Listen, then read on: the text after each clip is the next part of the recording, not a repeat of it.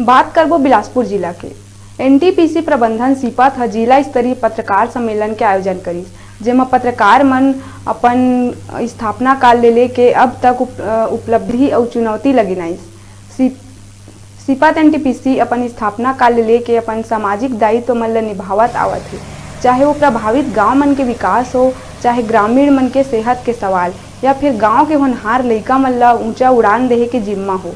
अफसर मन बताइस के ऊर्जा उत्पादन के प्रगति के संगे संग एनटीपीसी सीपत अपन सामाजिक दायित्व ल बखूबी निभाए के भूमिका अदा करथे।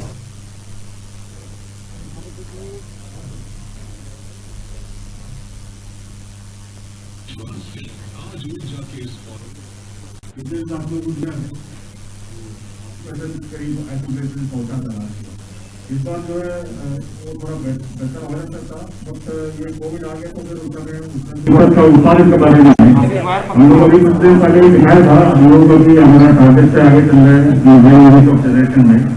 अभी एनटीपीसी स्टेशनों में एनटीपीसी सीपत अभी TLF के जरिए रैंक नंबर 2 में है, 2 नंबर रैंक में है और पूरे राज्य में रैंक नंबर 3 है।